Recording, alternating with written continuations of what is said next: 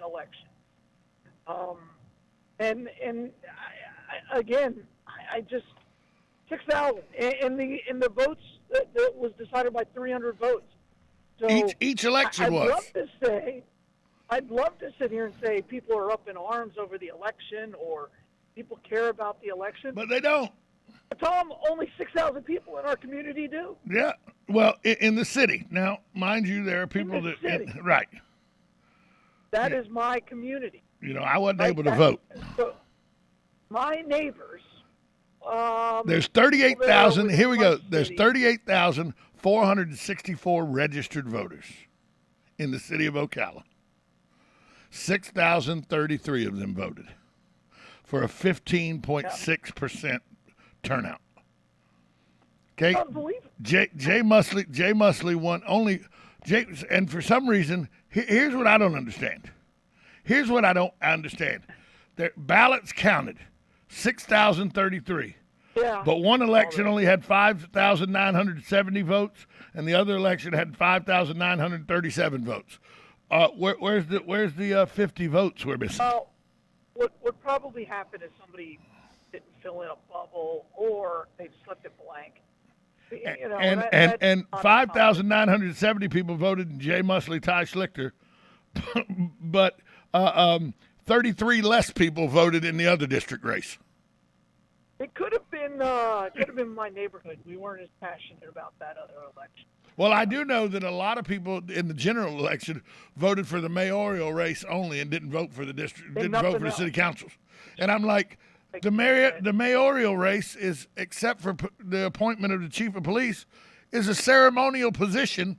People voted for it, but they didn't vote for the city council, the people who actually make the decisions. Let's be clear. It's important if you're going to have a grand opening or some type of ribbon cutting ceremony. You got to have a good mayor. You got to have a good mayor. You got to know somebody who's experienced, doesn't cut the ribbon too early. It cuts it at an angle. Cuts it at an angle, not straight, because if you cut it straight, the scissors bind up usually. You know, you got to know these things. He's one of the top 5 ribbon cutters on the planet. I mean, Gunn can cut a ribbon. You got to know these things.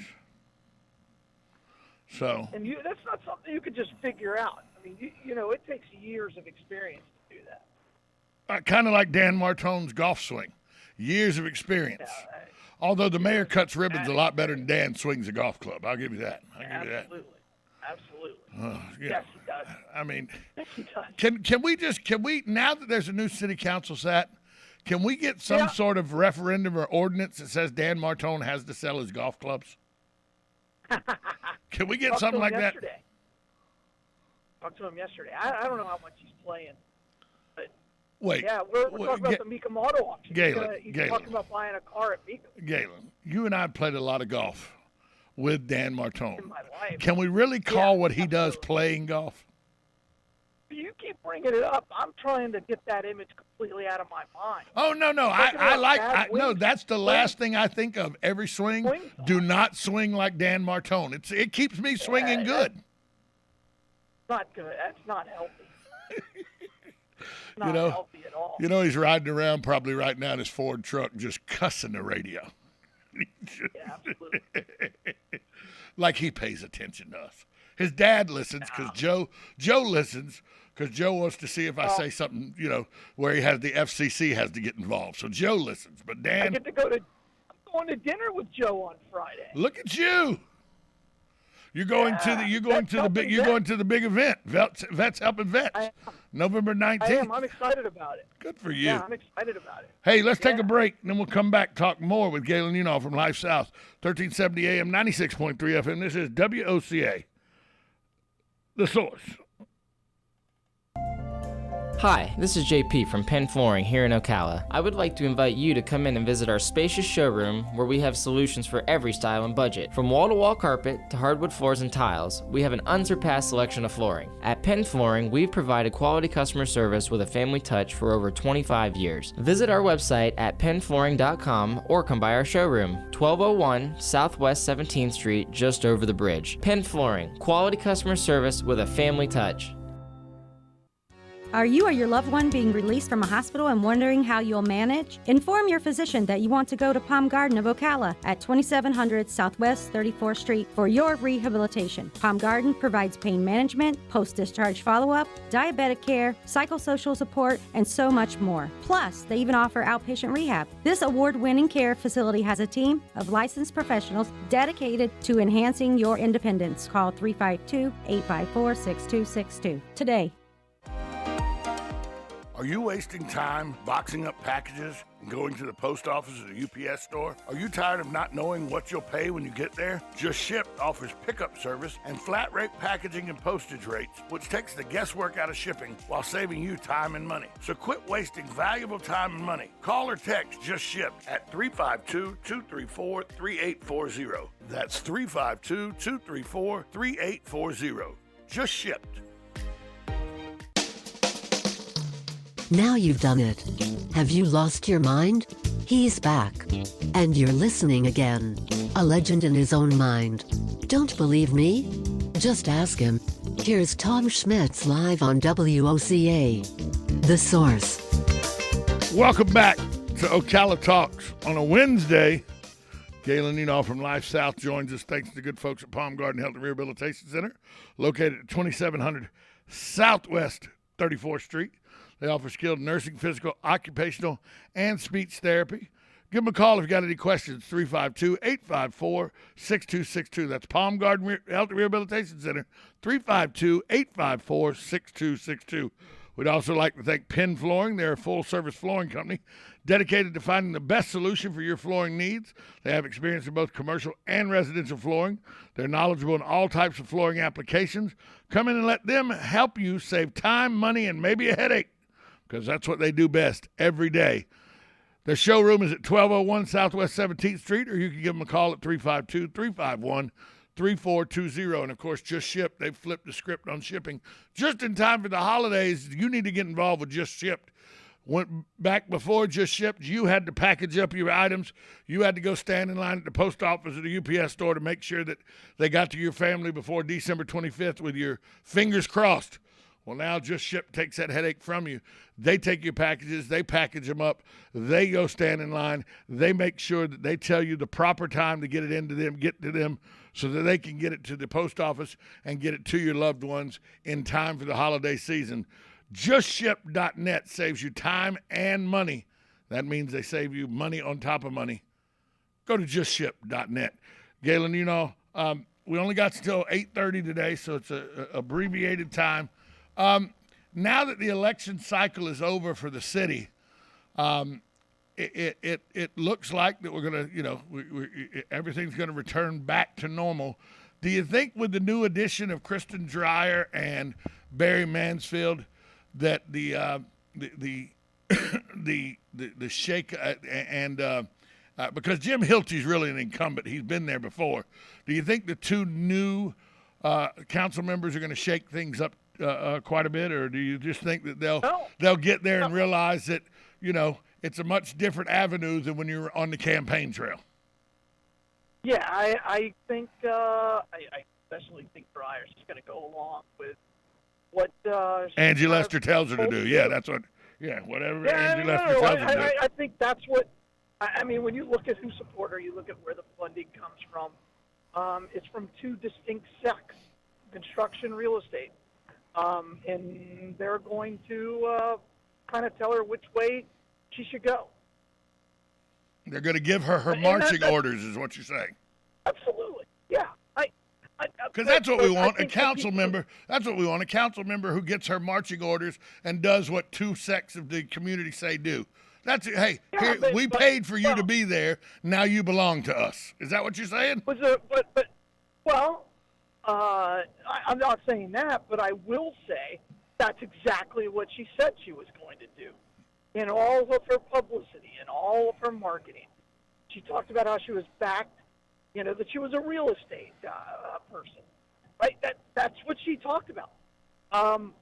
She didn't run away from it. You know, just like Gregory Martin said, she was the daughter of Buddy Martin, and that's what she kind of ran on. You know, and then they ran as far to the right as they possibly could, even though both at some point in time, have very democratic views. Yes, For Obama, Lori Martin Gregory voted for Obama twice. Kristen Dreyer called the governor and the sheriff a national joke. Sure. So yeah, but Lori's was in 2013. Kristen Dreyer called the sheriff and the governor a joke. Oh, like 6 months ago. Right. But again, I don't think there's, because of the runoff and the amount of publicity that they each were given and used in propaganda that was sent out. I mean, we know who each of these candidates were. I just feel like that Kristen Dreyer won a seat that started out. I feel like it started out as a bar bet. Hey, you think you can win city council? Sure, I can win city council. Well, let's have another shot and run for city council. I think they both ran when they saw the writing on the wall after the city council no confidence vote, where they kept the city manager.